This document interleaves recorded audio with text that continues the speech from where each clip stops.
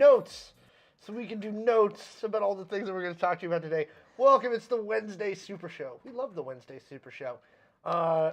If you're watching us on YouTube, go ahead and like this. Leave a comment in the thingy below so that, we can defeat the algorithm gods. And don't forget to subscribe. And if you're on Twitch watching this, use your Prime sub. If you have Amazon Prime, you get a free sub, so you can give us some of Amazon's money. And we like when you give us Amazon's money. You can also donate subs to the community if you'd like, but at least follow us there. I think Pete's got a follow goal of like 300, and we're pretty close there. Where? On 300 Twitch. followers. Oh, on we're Twitch. there? Oh, did we yeah, make we it? there. We done been there. We We've made been it! there. All right, now We done been. I'm well right now, but I may have been exposed to comment. That's a bummer. Aw, I'm sorry to hear Shane. that. Please feel better. Get some pho if you can stomach it. It'll make you feel better a lot, much quicker. Don't forget we are sponsored by Durable. If you need a website thing and you would like somebody to generate it for you and you don't have the money to pay web development because it's really expensive. Or know what you pay don't them? remember the HTML strip you used for your MySpace. Yes. Go to durable.co, use code GHeaven25, and you will get 25% off your subscription fee for the Durable web hosting, and it supports the show. It supports the store. Yep. And that is always a good thing. Also, you can use the code GamersHeaven on the G Fuel website and get a discount there, and that also supports the franchise. This is true. G Fuel is rocket fuel. I can confirm. And we're going to put their sign up back there soon. I got to It's find like a pretty thing rad. to be like, "Brr." Oh, I know where the hangers are. How does one give you Amazon's money? If you link your Twitch account to your Amazon Prime account, if you're using the same thingy, and you click the subscribe button and scroll all the way down, it will say use Prime sub, and you can click that button, and that will give us the sub money that we get from Amazon for you using your Prime sub. It's one of the perks you get for having Amazon Prime, and it also gives us some money. Also get to use all of the emotes that we have, as well as the emotes that we have in the chamber and ready to be uploaded as well. And it also makes us do a little dance. Yeah? Are you going to dance? I did yesterday. I did set it up. So I did see that, and yeah. I said That a was little, pretty and I great. did a little dance sitting in the chair. Okay. I'm so proud of you. That was very well done. I'm nothing if not pliable to give the audience what they want. I will say, when I showed you the button, I was like, "There's the button." He's like, "Okay." But it's I there. guess I'll You're a good dance. sport. We have the button. Yesterday's stream, we had some issues with Jedi Survivor yesterday. I'm not sure whether it's the computer or what's going on, and it was specifically happening at meditation points, both times that it crashed. So, Pete and I actually looked into this last night, and apparently the last patch for Jedi Survivor was the issue, basically. So when they were patching, how far did I get? Not very far because I got lost, and then I finally found my way, and then the Then the issue started. Then the issue started. I got down into the thingy after I finished getting lost and fighting the same, 5 bad guys over and over again. And then I hit the meditation point to save and rest up and get some more stims. And then it was like, nope, sorry. I crashed. So again, I'm not sure. So I have it loaded on both my PCs now, and I'm going to futz with it probably tonight. I didn't do it yesterday because I was having dinner with family. But We'll yes, figure that's it fine. out. We're going to keep going on it. Sus game. It can be. It can be. Here's the thing. Overall, when the game is playing, I think it plays really well. It's a lot of fun. I like the fact that I'm not having to relearn 18 Jedi powers. That's a very common video game trope where it's like, we know you were super powerful in the last game, but... You've lost all your powers, so now you need to relearn them. Every single time. So, overall, I think the art direction is beautiful. The gameplay is a little bit cleaner. I like the map function. It's a little better than the last one. They have made the map a lot more visible. I know that they had a lot of trouble with that in the first game. Oh, we got another sub. See, that's how you subscribe with Prime. It's a Prime Thank you. Sub. There's no music right now. We can do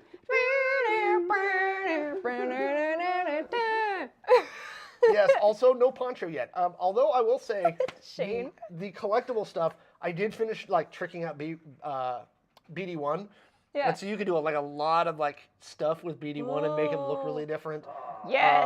Also, give the players what they want. there Cute is a tiny robot. There's a lot more customizations for Cal, so you can make Cal look very different. There's different haircuts. You can give him a mullet. It's very funny. So, yes, it's a good time. overall, again, my general impression of the game is it's well built. I'm starting to see now how their pseudo open world kind of system is going to work. So we'll probably do more.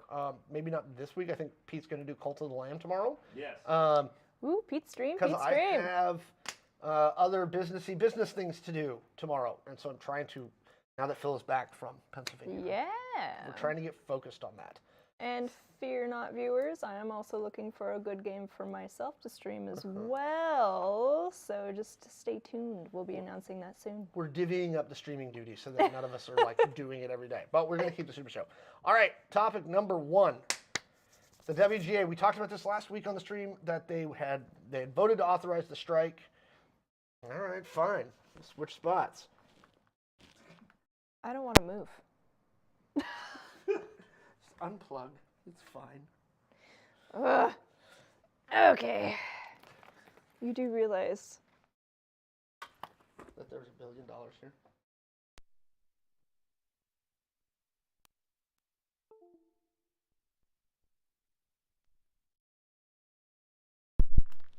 Yay, you should be able to hear me now. Okay. Can you hear me now? WGA strike. Good. So they negotiated all the way up until about 11 p.m. on Monday before the WGA was like, done. Sorry. Yeah. They did release documents showing all of the orders of business that they were not able to agree on, or had just basically been like, yeah, no, we're not doing that. So they've got. So let's start with. They did come to tentative agreements on certain things. Script fees for staff writers, they get that in addition to their weeklies. They increased the spans, extended the spans. They increased the earnings caps. They increased the pilot premiums and the backup script premium. They agreed to pension and health diversions to make sure there was money going to the pension and health fund. And then there was also an agreement on broadcast reruns. So Interesting. that is the stuff that they agreed upon. Woo! In the list that was put up by the Writers Guild, there's a few things where where the producers basically gave a counter, and anywhere where they gave a counter, I think they're going to get to some agreement, because it doesn't look like they're super far off in the areas where the Producers Guild was countering, right? So minimums and stuff like that. Yeah, their percentage rates are definitely very different than what was requested. 2% off. So I think they'll probably get there. The area that's concerning for this particular strike is the areas where the producers were just like, nope, not doing anything. Right. We're not negotiating on that, which I think is a bad position for them to take. Right. Um, I'm sorry. There's a fun fact in chat that I am still trying to process. Fun fact: cows, and I am assuming horses and other animals too, with hooves, can get cavities in their hooves, which does track. It is keratin. Okay, so here's the ones that I want to focus on. Some of these I think they're going to be able to come to a thing on. Some of these I think are not going to only affect the WGA strike, but SAG-AFTRA, which is the Actors Union, and the Directors Guild are also coming up on contract. And here's the areas that I think are going to bite them. And by that I mean the producers, because I think that SAG and the DGA is going to ask for the same thing. And that's this. They want transparency on streaming numbers. Which has been a struggle since streaming platforms have become a thing. Right. Because not only did they only put out numbers when it looks good, but also the way that they classify a view is different per streamer. It is. Right? So I know there was some internal documents from Netflix leaked a few years ago where they said they considered a view anything over 2.5 minutes. They also consider it a view if you specifically sign up and go and watch that show Yes. first. That's a specific metric that they give their shareholders, because that's first watch, and that's a big one. And that shows them that a specific show is drawing people to the platform. Which is kind of frustrating as somebody who has had a Netflix account like almost since inception of streaming, but okay.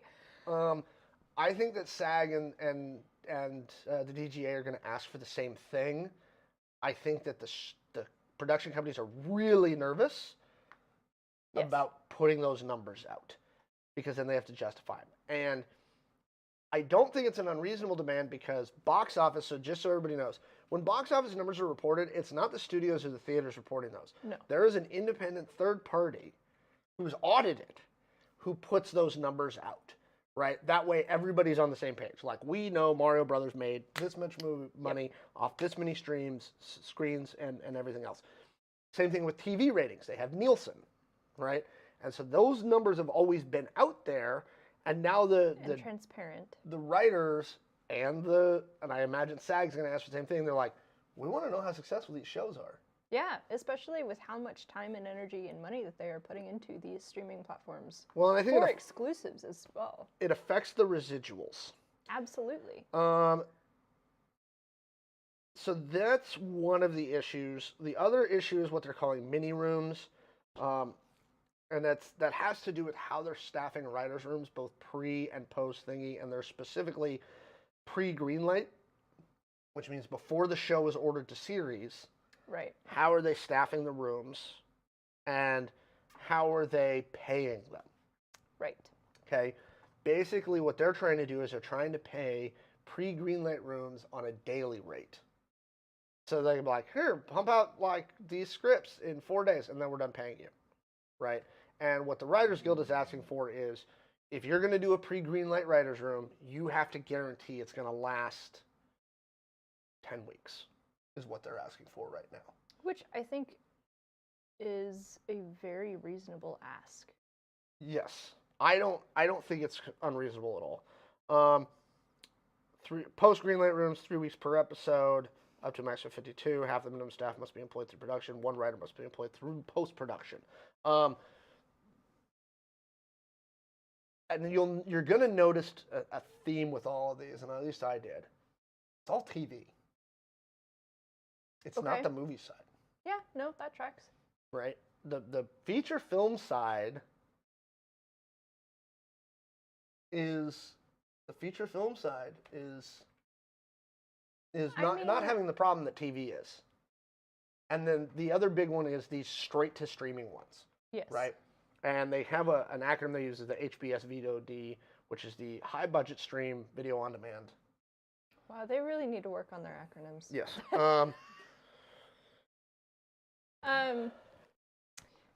So with all of this said, it is a workers' strike. And they are very much asking for things that are reasonable from companies that are paying their CEOs a lot of money. Mm-hmm. It is important to remember as we go into this kind of it's gonna be a drought, right? Well, so you're not gonna see. Let's talk about that. So, late night shows, they're already off. They're done. Right. And a lot of that also has to do with the fact that the hosts of these, like Colbert and Seth Meyers, are members of the WGA because they started as writers and they're still members of the WGA. And so, guess what? And friends. And they're friends, but they're members of the WGA and they can't cross the picket line. So, the late night shows are done because those writers are all gone. They are still paying their staff. And that's to be lauded, is that Seth Meyers, Stephen Colbert, all these folks are being like, but hey, not look, Jimmy Fallon. I have the money. I will cover the stuff. So enjoy the beach, Snail. Get some sun from me, please. Yep. So those would be the first ones. The rest of the current TV seasons on broadcast are already written, and they're probably in the can by now. They're done. So you will see the rest of the current broadcast season go. This actually takes the leverage off it removes some leverage that the writers should have because they're not doing this mid-season like they did last time. I think they probably timed it that way for a reason. And I think that's bad for the writers because they're not going to really be in a jam on the fall programming until probably July, right? So the next thing you're going to see is delays in fall TV programming. Yes. Right? then you'll start seeing movie delays. Yes. Now, some stuff is continuing. So, House of the Dragon, the scripts are done, and so they're in production right now. They're going to remain in production, though that may change if SAG goes on strike. Yes. If the strike goes on a while, we should see a huge move to YouTube and streaming content. We saw that last time with YouTube. A lot of YouTube stuff came up during the thing. YouTube chat, we'll see the drought in 2024. You're mostly going to see the TV drought late this year, and then you'll see movie droughts in late 2024, which really sucks because we just kind of got past the COVID drought. Yep. And we're starting to get like a decent production schedule for them going. But yeah, that's probably what's going to happen. I mean, why work if you can't be paid? SAG is standing in solidarity, to answer a question from chat, SAG is standing in solidarity with the Writers Guild. Now, they are still under contract for another month or two. So they're still working because they're under contract. But they, like Rob Lowe was out on the picket line. A bunch of like pretty big name actors have been out on the picket line going, there you go. So the writers going in and making money through streaming services, that's such a long-term process that there's that. And the other thing, too, is if anybody crosses the line and sells out to the production studios, they are not able to join the WGA. They may not be able to join the union later. Like, that is explicitly stated. If you cross the picket line and you are a scab, you cannot be part of this union. The first AI-written movies are going to suck, and I'm here for it. So that's actually another one of the big things that they're trying to isolate, which is, how do we handle AI? Right? I like Noodles, Joker. It's the writer's current proposal, and again, keep in mind, in any negotiation, you make your big proposal, they make their proposal, and you start working toward a middle ground. Yes. The writer's proposal is you can't use AI. Which I applaud them for, especially because this is a creative outlet. I don't think they're going to get that completely. Now, they'd worked out some stuff before it had been reported on crediting for stuff. There have been issues with crediting for a very long time. Yeah, but I'm saying when it comes to AI, I thought they had worked a lot of that out. Now the producers, their counter proposal was silly, and that's, we'll do a yearly meeting on advancement in technology. You're going to have to do better than that. At least they didn't completely like blow it out of the water. So... yeah, we'll see how long this goes on. The last writer strike lasted 100 days. Yep. And again, it killed a bunch of shows. Yep. Heroes. Quantum of Solace, actually, was one of the movies that got messed up by the writer's strike last time. That explains a lot. Because they didn't have the writers to do rewrites on set. I understand what the writers are saying. The production companies really are trying to push this toward more of a gig-style economy, and it's not good for the writers, and they're fighting very, very hard. It is collective action. Again, I think if you see SAG go on strike in a month or two, they're in trouble. And I think it will actually drive them back to all the tables. SAG going on strike will shut down everything. Now, the other thing, so we may see some problems sooner, and I'm waiting to see later this week whether this happens. So the Teamsters Union, which does a lot of the logistics and transportation and everything else for the movie business, they've said they won't cross the picket line. Damn straight. And so damn straight. If the Teamsters won't cross, it will shut down a lot more productions very, very quickly. So we'll find out. I am excited to see some positive resolution from the collective action that is being taken. It will be interesting to see, especially as there's a lot of news coming out about AI in general, how this affects how we interact with AI as well. Yeah. It's gonna be really interesting. Yes, let chaos reign. That's what it's going to be. I imagine that they're going to be on strike at least a week or two before anything starts moving. Most likely. I mean, especially because they are working against people who are not necessarily happy to part with the money that they are making. And I think both sides are going to try and play their backs. Yeah, they're going to try and play a PR game right now. Which is why it's important to follow the social medias of the writers who are on strike. And yeah, And again, they've been pretty transparent, so you can go to Adam Conover. He actually screenshotted the stuff that got put out by the guilds and the AMPTP. He also called out the CEO of CNN. So what unions are standing in solidarity is pretty much everybody, but the Teamsters are saying they won't cross the line, so we're going to see what that does to what's the average salary for a writer. It depends, and the problem is that the salaries have actually been dropping with streaming because the residual payments are very, very different. So not very much, and actually their salary cap is pretty low for TV writers, for Hollywood. So I think they said that 49% are at guild minimum right now. Good Lord. So these are definitely, look, the writers are not the ones living in the Hollywood Hills and like in Bel Air and stuff like that. You know, your average TV writer probably makes like for a late night show, probably makes between $60,000 and $75,000 a year. Yeah. And that's because they work, 52 weeks a year, 50 weeks a year because it doesn't have seasons and stuff like that. Yep. Guild minimum I want to say is 40. So not very much. And that is not very much. Especially in Los Angeles. Cost of living, yeah, not at all. Especially in LA. Variety reports. Oh. Yeah, 41,773. Writer producers. That's writer producers. So those are showrunners. So TV, that's even the boss of TV the show. work does pay very little. So, little story. My wife, who some of you have met, she used to work in television. Oh, no shit. She worked for the NBC affiliate here.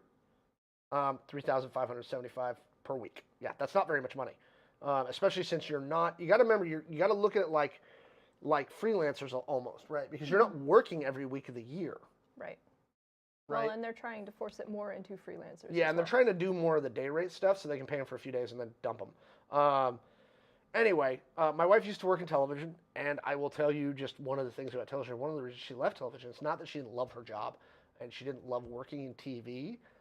It's unless you are on-air talent or like certain senior management, you are garbage. You don't make anything. Most of the people working at a TV station make crap. Right. Tracks. She was making, I think, at the time, if memory serves, about $33,000 a year. There you go. Writers Guild of America Professional Writer. So it's in the chat. 44 to 63. These are not people who are like, I make $1 bajillion. Give me more. It's not that much. Comparatively with the cost of living is, again, like that is Los Angeles stuff. Literally fucking peanuts. Yeah. So there you go. All right. So that's our thing on the WGA strike. Stay tuned. We'll keep covering it as stuff develops. Yeah, absolutely. Funner topic now. Next topic.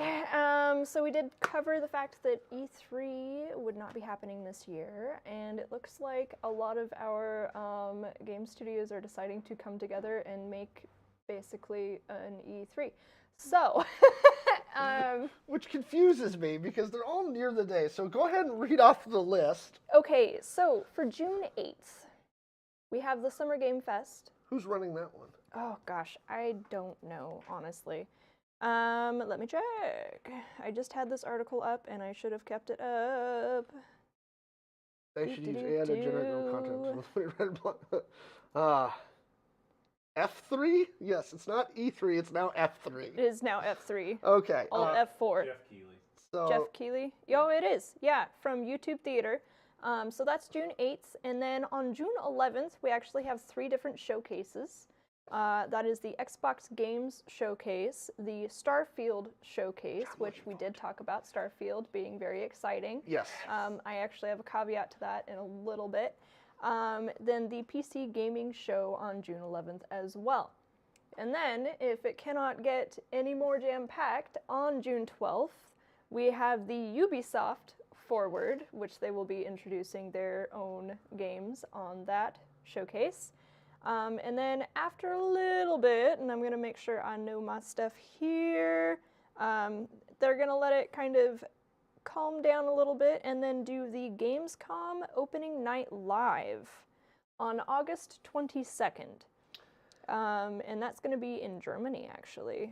That's very interesting. But it looks like those first ones... Which is another Jeff Keighley. June 8th, 11th, 11th, 11th, 12th. You basically are doing E3 without doing E3. Yes, literally. That's what they're doing. Unofficial E3. Yeah, it is. Yeah, so somebody in chat saying E3 was the event I would look forward to. If you go back and look at our show, this is actually, I think this was a me and Pete day. Yes. Right? Pete and I were talking about this. I love E3. I was there too. Were you there for that show? Yes. I don't remember. Yes. Yeah, we did talk about E3. We talked about the difference between E3 and PAX and how exciting that is. And how we really missed being able to build the hype for games, especially using E3. Yes. Because they would showcase things, and we talked about how Keanu Reeves... We had the great moments there. Yes. Right? Yes. And I'm disappointed that E3 is gone. I'm wondering, do you think this is going to have less viewership for all these different showcases because it's not consolidated into that one big hype fest? I'm kind of predicting that to be so. However, I am also wondering if because of the absence of E3, folks are going to clamor onto these things and actually have some solid viewership because we have E3 canceled, right? We're all sad about that missing. And so they're offering those replacements, and I'm wondering if that's what they're counting on, right? Maybe. They've taken this thing away, and now they're offering alternatives. Yeah. It will be interesting, to say the least. Some people are saying that E3 is an outdated... It might be an outdated model, right? And that may be true. And I know a lot of the people have gone away. I know the SDCC, hype train has gone down the last few years. Absolutely. Because Disney's got their own showcases, and Warner Brothers does their own, and everybody else. So they're not relying on that Hall H hype as much. And E3 kind of feels the same way. That, and it, because a lot of these are in-person conventions and showcases, right? And the only reason why we had some remote access in the past is because of the lockdowns. I'm wondering if because they didn't see the actual bodies of people attending, maybe they just decided to axe or kind of calm down what they were doing with those things, which is sad because one, you're losing that accessibility and actually, just killing something that literally did have attendance. Mm-hmm. It just wasn't in person. And two, what are we gonna do now? How are we going to celebrate these things? All right. So of those 5, 6 that you named, which one are you most hyped for? Honestly,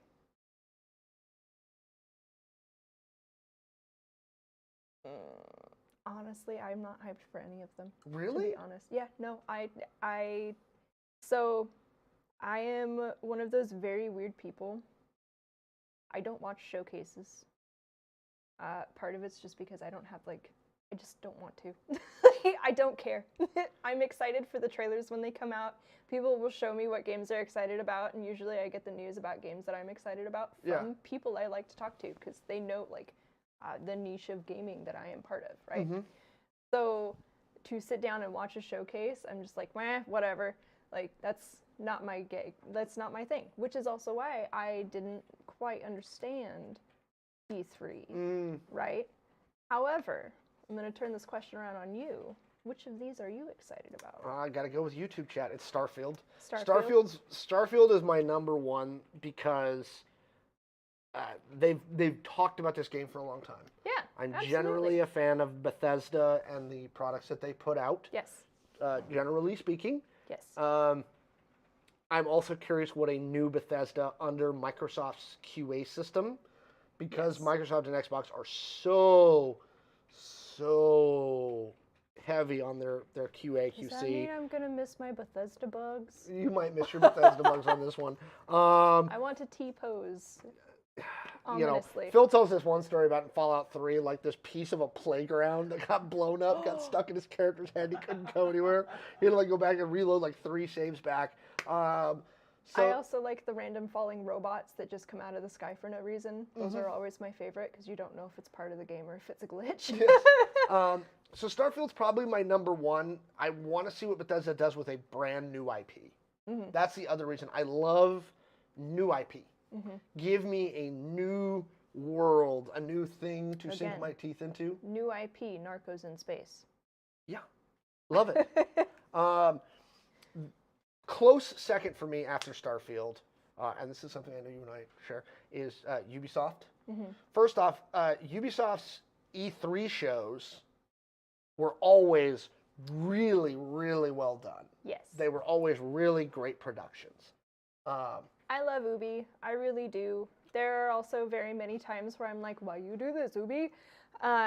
Especially with how some of their games interact with their own systems and stuff like that. But like overall, I am excited. I'm hoping. So the reason I am excited about the Ubisoft showcase is there has been news that Ubisoft will be doing an open world Star Wars game.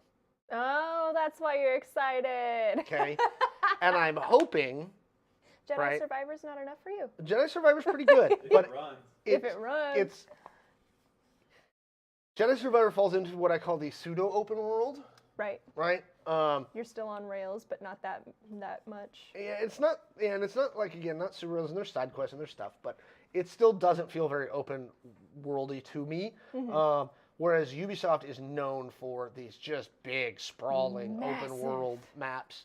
Yeah, they started that after Assassin's Creed 1. Yeah, and Assassin's Creed 1's maps were still pretty big. Oh, yeah, absolutely. Right. Its open world was pretty solid.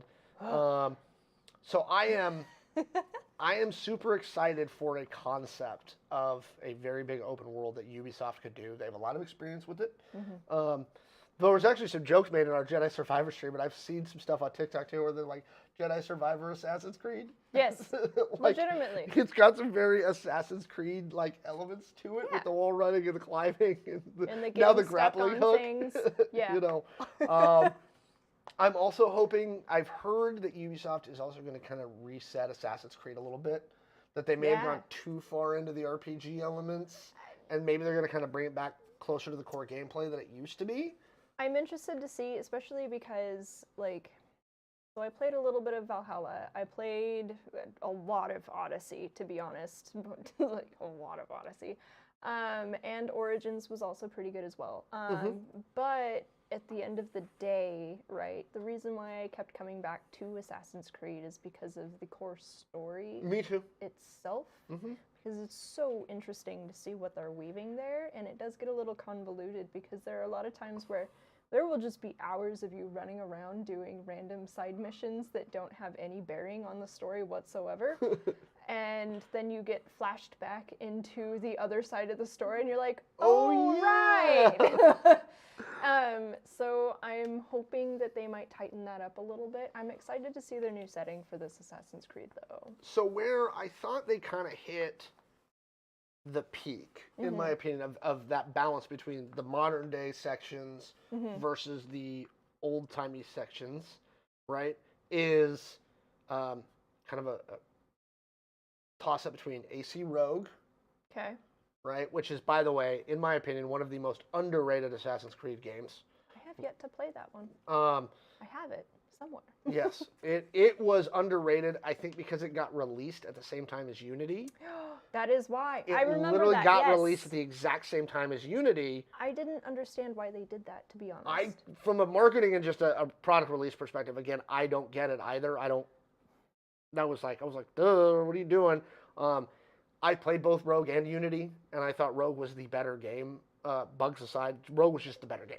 I do remember not quite enjoying Unity, and that's why I didn't give Rogue a chance. Rogue is very similar to 3 and 4.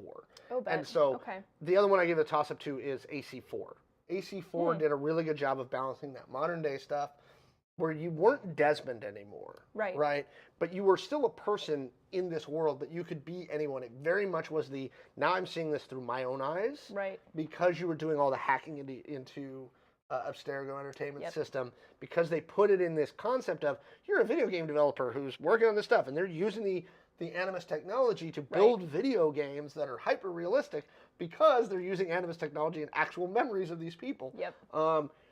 And so I thought AC4's, in the past gameplay, I was one of those, like, the 8 people who actually really enjoyed the pirate sections of it. Like, I really enjoyed Pete's over there shaking his hand. I hate naval battles so much. Oh, God, I loved taking those ships and being like, I'm a pirate. It's fun, except for the fact that the only thing that I end up doing is just ramming my ship full speed into the side of the other ship, and that's it. Like, that's all I can do. So AC Rogue takes a lot of elements from that. So that's the reason why after Starfield, the Ubisoft showcase is the one that I'm most like, show me something good. Yeah. I can understand that. I mean, Ubisoft has a really good history, right, of producing the hype that they need for their games. Yeah, some of those are sea shanties. Sea shanties. I do like the sea shanties, and I also enjoy. You can also unlock new shanties. That is true, and you can you can switch through them. Yep. They also did that in Valhalla, and I did enjoy that part. But I also would just boat around and then avoid people. So I am such an irregular player. It's not even funny. But the things that they do right that I enjoy, they do very, very well. Yes. So. A One Piece TTRPG? That would be interesting. Okay, but listen, how many years of playing would it take to get through the entire story of One Piece? I am curious. Yeah, so those...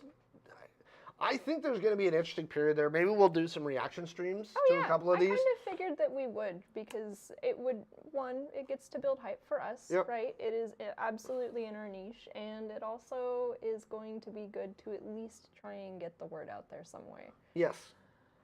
I'm super looking forward to those ones. Starfield and Ubisoft. Yeah. All right. I will say that it'll be interesting to see what they do on the PC showcase, especially considering that you have multiple different platforms of like developers that are on there. You know, like you get on, you update your computer, and you have a Blizzard update, you have an EA update, you have, you know, all of these updates, and then Steam. So how they decide to partition that out and actually provide a showcase for those games will be a very interesting one to watch. Yeah. PC game showcases don't have a great history. No, they don't. That's also why I don't usually watch game showcases. The PC games, because like E3 used to do a specific PC game showcase, and it was never very good. The problem is like... I mean, it can't be as bad as Nintendo's showcases, where they sit there, show you gameplay, and then they talk very monotonously about the game over all of the things so that you know what is happening at all times. There are so few PC exclusives, right? Oh, yeah. So few PC exclusives. That's why I enjoy the PC, is the fluidity. That aren't like indie, like there's a lot of, let me sorry, translators, I know it's not you. There's a lot of good indie gems out there, and there's just so many. There's so many great indie PC games that are PC exclusive that release throughout the year that you can't focus on them, right? It's hard to get through all of them. There's a lot of noise out there. The other issue that I've had with PC game showcases is the stuff that they tend to show is not PC exclusives. It's all AAA stuff that is coming to everything, so who cares? Like, you know, like... Come on, folks. I will say that there are quite a few games. I literally just set up my PC after not having it up for 2 years. Are you excited? Yes and no. Like there's some correlations with my PC that I have from having Joe, Lance, and Jess are just going to drag you into Valheim? Mostly. I mean, I play Valheim on the Xbox and can play with them, so meh. Anyways, I did find some very much like PC exclusive games on there. Did you know that there's a typing beat game? That does not surprise me. That does not. I was kind of like, I was very interested in it just because, you know, from the standpoint of getting typing and also the beat game, cool. But if they decide, right, to make more games that are PC exclusive, there are many options that they can do with that, and that's the cool part. I just wish that they would actually go whole hog instead of, you know, porting AAA games over, which I have no problem with. You know, I do want to make sure that we lower the threshold for gaming it entirely, but if you're going to always, you know, do the whole PC superiority, then get good games. Yeah. That are exclusive to your platform. Yes. It's great. I love my PC. I am not saying that PC gamers are bad. I am not saying anything like that. But like, if we're going to try and elevate this as a platform of gaming, let's get some PC exclusives. You know who I actually blame that on is Valve. I blame that on Valve. Fair. What's interesting to me about the fest that you put out there is the ones that we don't see. There's no Nintendo in there. Yeah. There's no Sony. Yeah. Yeah, it is a very interesting thing. I mean, Nintendo is releasing Zelda. Released already, kind of. Poor Nintendo. Womp womp. The pre-release. Yeah, the accidental pre-release. Yep. So they're releasing this game, and I do think that they're kind of counting on Zelda to kind of take up most of their gamers' times. Yeah, it is. It's a slow burn game, which is not a bad thing. And then we have Sony, who is currently, are they still in legal battles with Microsoft? Well, no, I mean, they're not technically in the legal battle with Microsoft. They're just filing paperwork with the different people to attempt to stop the transition. Which, by the by, we're supposed to get end of this month. We should have something from the EU now. So that'll be the interesting thing. Obviously, CMA said that no. I'm wondering whether we're still kind of in a gaming drought, whether they're worried. Now, I do think a lot of the pressure about these games coming out so buggy is starting to get to a few of these publishers. Yeah. I do think they're starting to worry about it because it's become such a weight around their ankles. Yes. Right? I do think it's starting to affect sales numbers. I do think less people are day one buying. Oh, yeah, absolutely.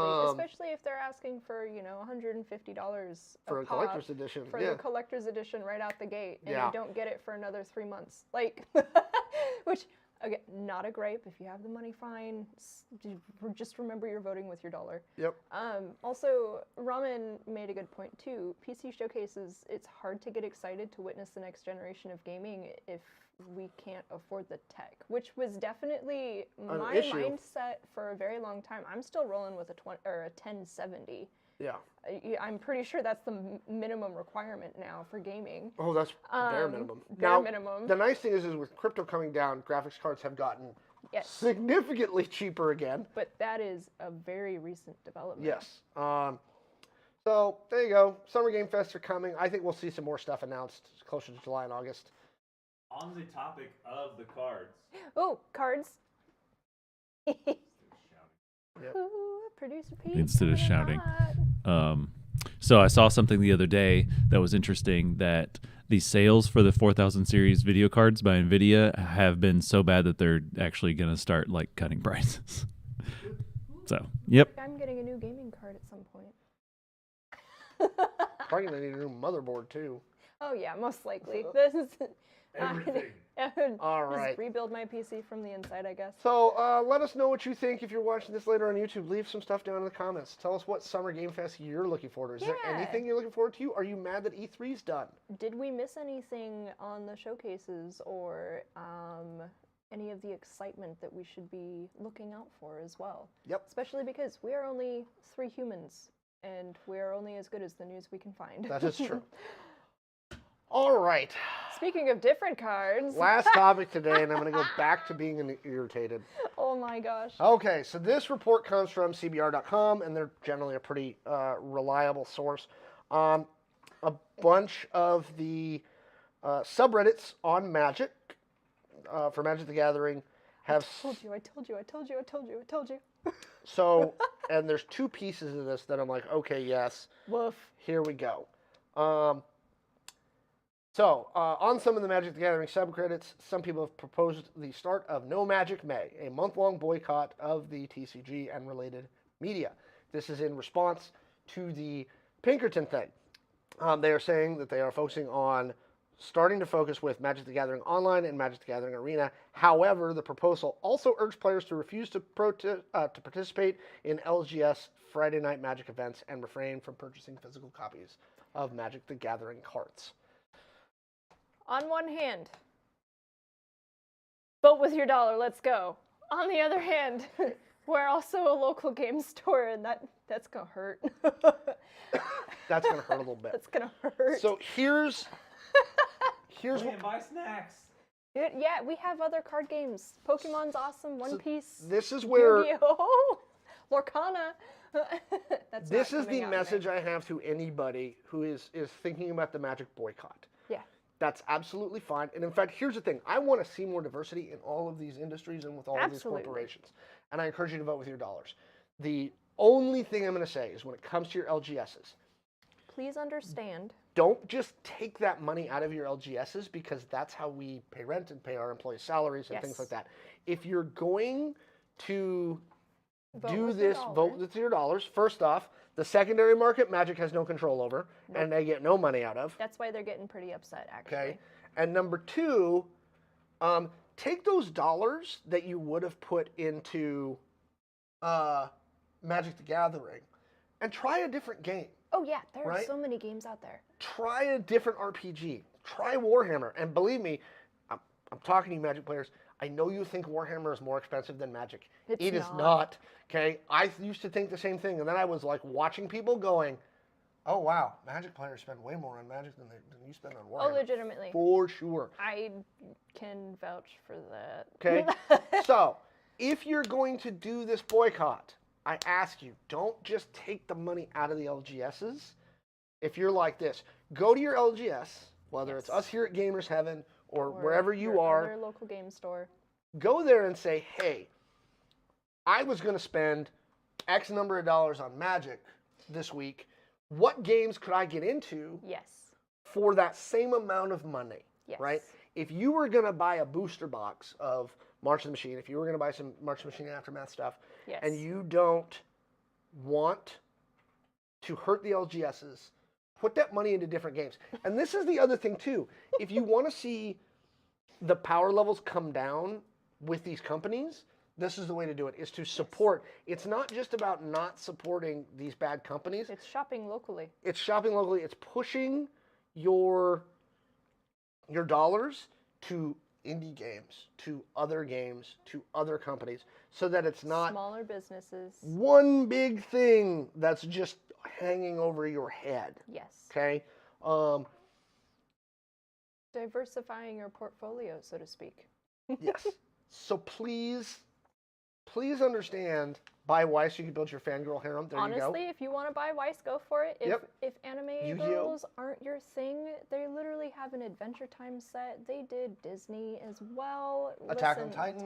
That's an anime, yeah. But well, still. I'm saying, but that's not. But it's not like the HoloLive set. Yeah, that's true. It's not like the HoloLive set. There's a difference between Bang Dream and Attack on Titan. There are so many decks out there. We actually have a really cool Weiss crew that are happy to teach you all of the tips and tricks and can literally walk you through playing the game. Yep. So if you wanted to do that, check it out.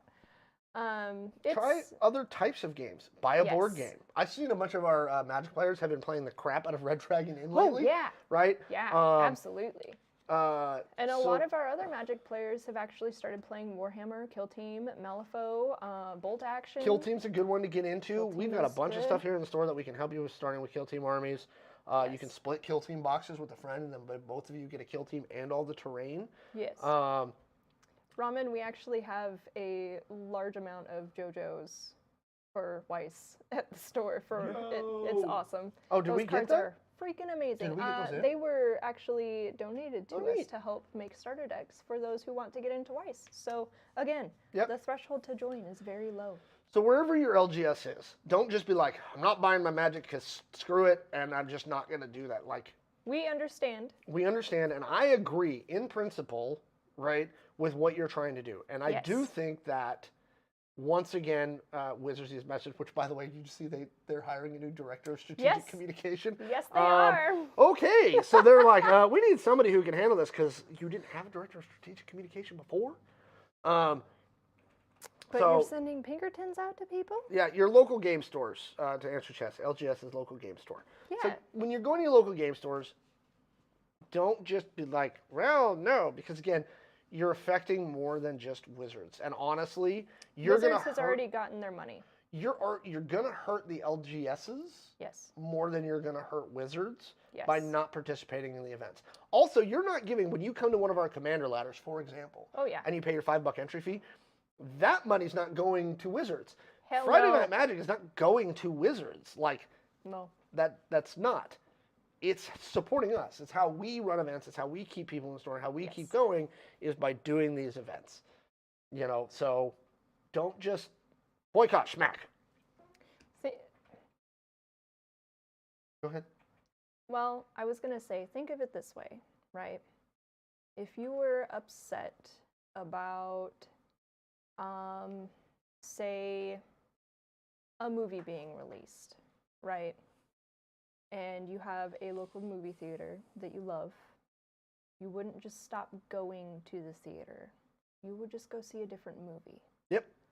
You would figure out that you like other genres of movies. Same thing with video games, right? I was a very large proponent for the boycott on Blizzard. I still don't have it downloaded on my computer, just because of the things that came out, 2018 through 2020 with them. And I had been a big Overwatch and Diablo player for years. But instead of just stopping gaming altogether, what I did was I pivoted to other games. There you go. So it is the same principle. And especially when it comes to local game stores, and especially when it comes to mom and pop shops or small businesses that are literally just, trying to make sure that they have curated things to bring to you. The way that you vote with your dollar, yes, that's fine. Don't buy Magic, right? We do have secondhand markets for Magic, which will definitely help, and WotC is upset that they don't have control over that. But what you do buy from the store will show us what other things we need to allocate for. So if you have an interest and you want to express interest in it and shift that money to a different thing, that means that we can start then shifting our money and our focus over to that different thing instead of just having Magic. Yep. So, and again, secondary markets, things like that. Ramen, that's actually a really good point, and we do have 2 indie TCG games that are being launched at our store, actually. They're working on it. So, Relic and Omnia, check them out. Omnia actually does have a second set coming out, and they're doing pre-purchases still. To finish off kind of what CBR is saying is apparently in the Reddits and things, some users believe the boycott was too severe due to its proposed ban on FNM events, which they believe would only harm local game stores instead of Wizards. This is true. It is true. If you just boycott all the events and you don't come out to the game store, the only people you're hurting is us. Yeah. Others claim the boycott was too soft, with several commenters complaining participants should completely cut off all MTG content to discourage stores from purchasing additional stock of MTG. The problem is we're locked into our orders months. And I mean in advance, yeah. months in advance. And has already been paid. Okay. It's already been locked in. Yep. Okay. We literally, there's nothing we can do. So. I just had a really bad idea, but I'm not going to say this on stream. So anyway, that's that topic. Again, if you're going to boycott MTG, that's great. Just don't boycott your LGSs. Don't stop coming out to events. We have an entirely full events calendar. Where can they find that calendar?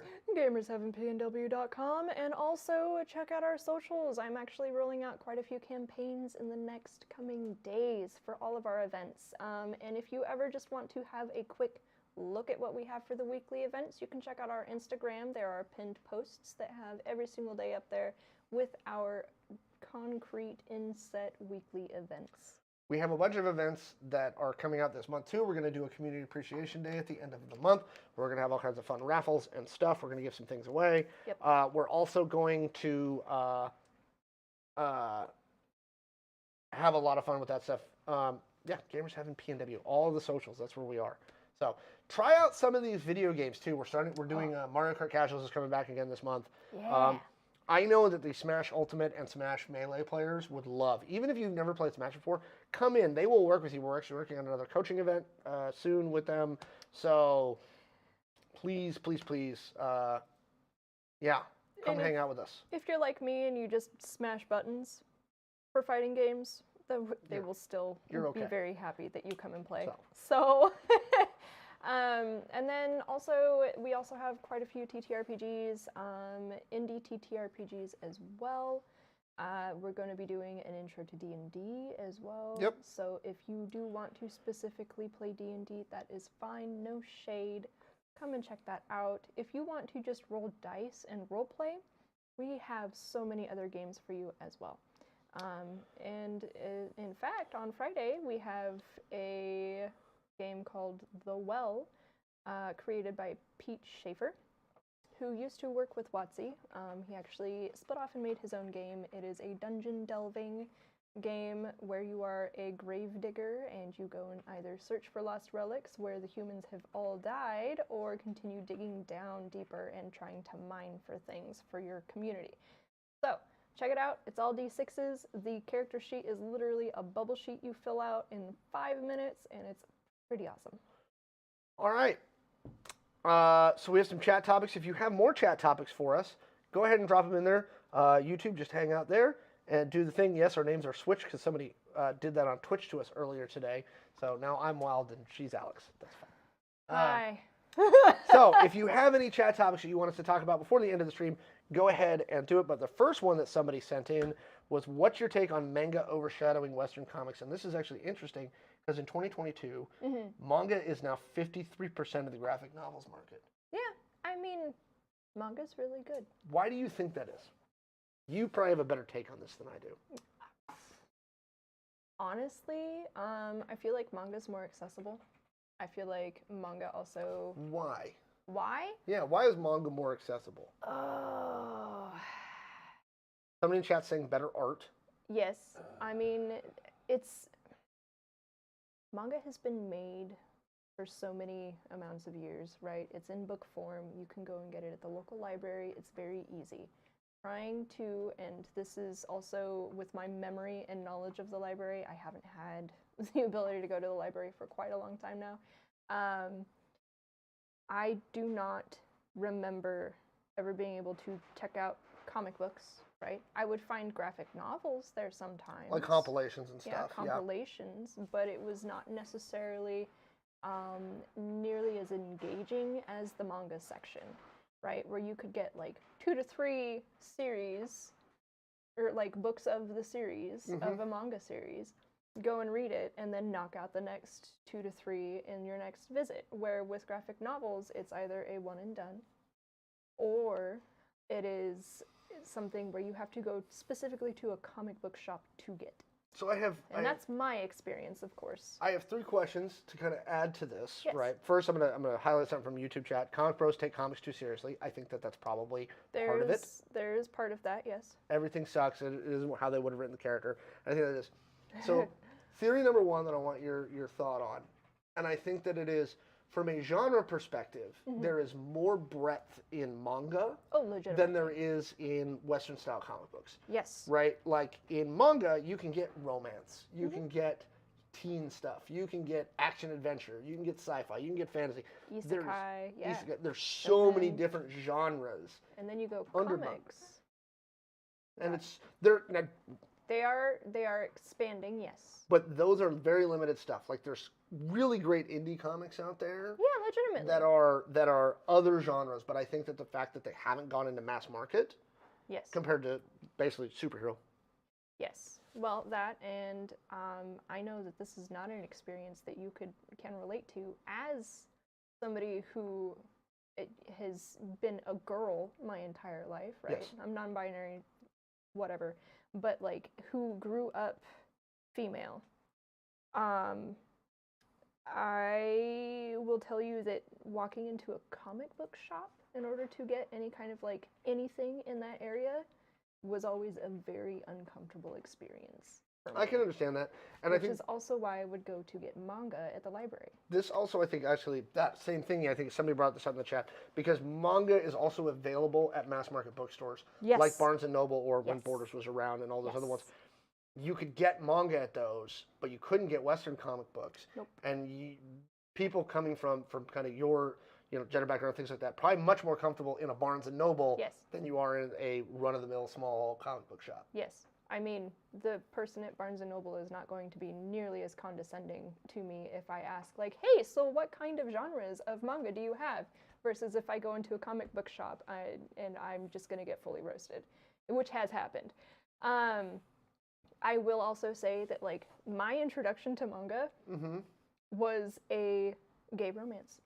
Okay. And I loved it. And it was great. And that comes back to the piece about genre. It's the breadth. And the breadth of genres, Yes. and then also, as Chat said, do you think the availability in mass market stores? Yes, but not only that. You can also get manga online, digitally, and read it with ease, and it's awesome. Trying to read comic books, however, online has been very difficult, and Pete can actually attest to this. Producer Pete has been waiting. I've been watching Producer Pete's face, and I saw him move the microphone there. He's got something he definitely wants to add to this piece. Okay. Let's go, Pete. As a recent convert to manga, yep, that's me. I'm gonna mute so that I don't overshadow the microphones. So as a recent convert to manga, yep, you got me. One thing is that manga tends to come in, they have a spine. They're not as delicate as comic books. But one thing that's great is you're reading the manga, right? It's a self-contained story. Does it branch off and there's other ones sometimes? Yes. The issue that I've always had with comic books and why I've not been able to get into them is because it's like, they're 32 pages, right? And they're like, if you don't read these other 7 series and keep up with them weekly, whatever, in orders, you're lost. And that was kind of what both DC and Marvel had a hard time doing, and why they did the reset. And they're like, you won't have to do so much cross reading, which, it's kind of a very American thing to be like, find out next time in such and such on the other channel and our other product. But manga is self-contained stories, more stories per issue. And I mean, there's something to be said for what people can do with black and white art. Amazing. Not harsh on comic book art. There's some amazing comic book art out there. Yeah. And it's easier. And plus, here's the thing. An issue of a comic book is $3. You can subscribe to the Shonen Jump app for $3 a month and read everything. And it's beautiful. So yeah, I got converted, and I like the stories better. I just do. So that's my take. I think somebody in the chat brought up the idea that comics have a thing over manga as a resale price. I think part of that is also because somebody else actually brought this up earlier, is that the manga being printed on cheaper newsprint style paper in black and white and things like that makes it cheaper. It also does make it in some ways less durable long term than certain comic books. I don't know how long that could stay the same thing. Collectors markets are weird because collectors will pay what collectors are willing to pay.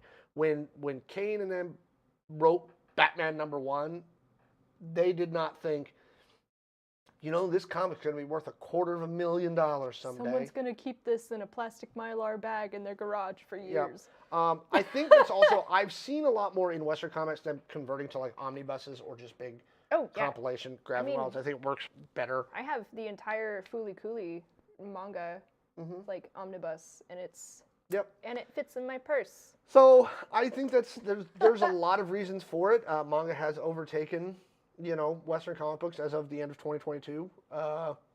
It also doesn't feel like, and again, Pete said this, and I'm going to echo it, it does not feel like it's a whole entire spider web to navigate to find the entire story of what you are enjoying. Yes, absolutely. I think that's 100%. Yeah, so there you go. Let us know what you think later. I do read some manga. I just don't have a lot of time for reading these days. Fair. I'm doing a review on some stuff regarding Game of Thrones and like the Westerosi world. So I'm rereading some stuff there. But I don't have a lot of as much time for reading as I once did. I use my time for reading as actually. I do read to sleep. Oh well, yeah, me too. But I also do it for art research. When I'm reading to sleep, I generally don't read new things because if I'm reading something new, it will keep me awake. Because especially if I'm super engaged. Yes. so when I read to go to bed, I'm always rereading something that I read before that I can just kind of let my brain kind of work through. Yes. So I wish I had more time to read that, but I love manga. I think manga is a great medium. I will tell you, reading manga and then trying to flip back over into comics has been the weirdest and most difficult thing my brain has done in a while, because you get very used to reading in the manga format, which is a very fluid, and it kind of starts to make sense to your brain the more you do it, right? And it brings you through the story, where comics are box, box, box, box, box, box, box, right? And you read it in the Western style, and it's a very interesting switch. Yep. All right, we got about 10 minutes left, so chat, if there's anything else you want us to talk about, YouTube chat, I'm talking to you too. You can throw topics out there. If there's anything you'd like us to discuss today, yeah, it's been kind of a weird news couple of weeks. There just hasn't been a lot. The Dune 2 trailer is out. Yes. I'm excited about that. What are we doing for May the 4th? Probably not much because it's a Thursday. Also, Cult of the Lamb. Yeah, Cult of the Lamb we're doing Cult of the Lamb tomorrow. I've read manga to the point where I do see Marvel comic. That's kind of cringe. Yeah. And again, part of that is just taste. Yeah, also true. Part of it is taste. I know people who've read manga who, while they appreciate the skill and talent it takes to make manga, they just can't get into it. Same thing with anime, you know. It's just something that doesn't actually click with them, and that's okay. There's no, again, no shade on the things that you like. If you are unable to get into something because you have specific stylistic things that you enjoy, that is fine. That's okay. Just enjoy what you do. Support the creators that make them. All right, YouTube has a question. What's the guilty pleasure movie you can watch anytime?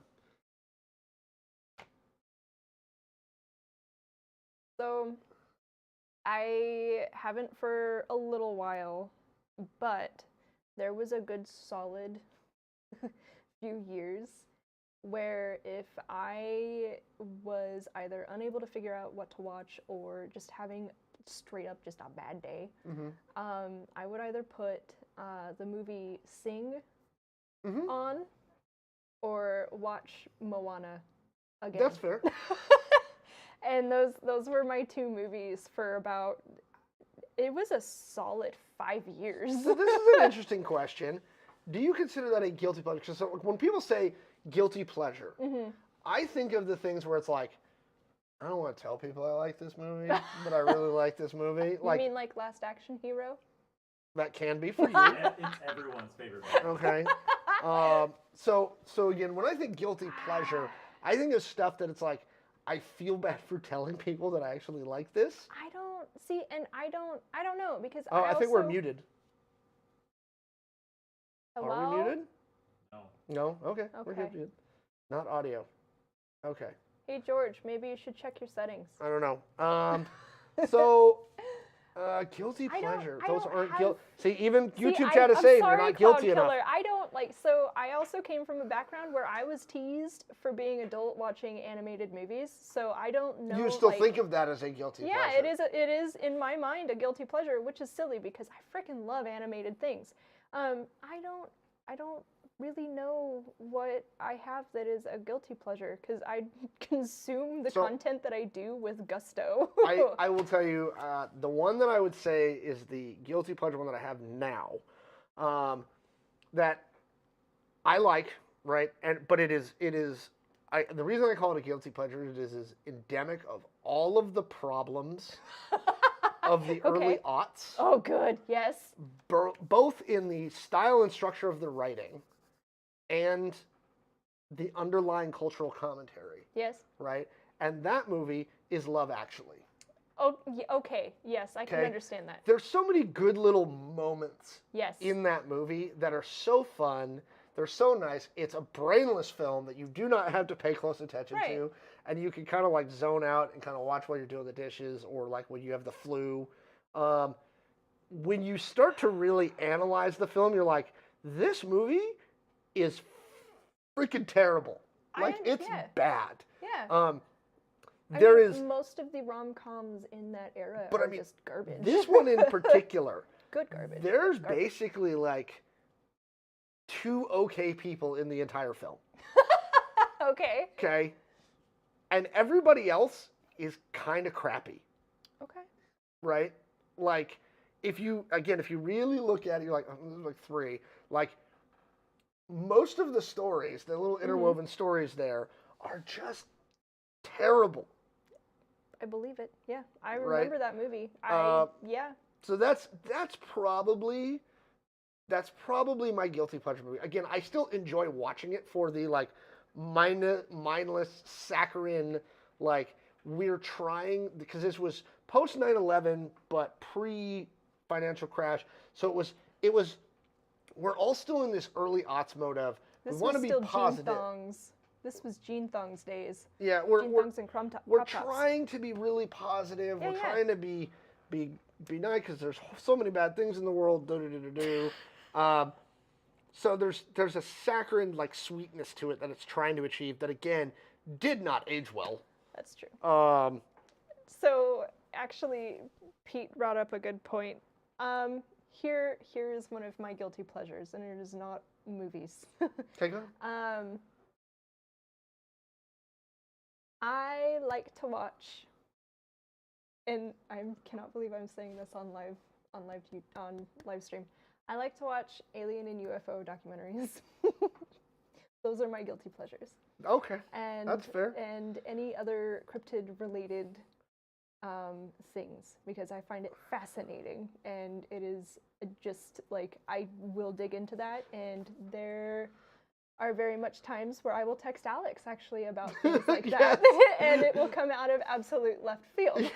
She'll be like, Sasquatch is a thing, and there's on the Olympic Peninsula, and it's great. There's your guilty pleasure, her and Pete Cloud both Killer. do that, and it actually, so here's the funny thing, it always brings a smile to my face, because they do both do it with such joy in their heart. It's so good! And it really is just like pure joy, like, did you see this thing?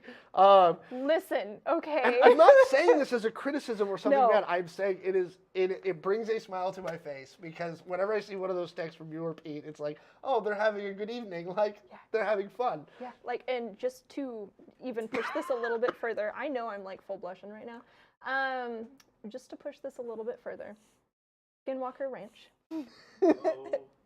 is doing their 4th season, and that has been probably like the light of the last few weeks for us. Has just been like, oh, there's a new Skinwalker Ranch episode. So 2 questions from chat. Yes. 1, did you see the latest on Grand Canyon having Egyptian mummies? No, I have not, but Pete I will be definitely Googling that. look into that. Yes.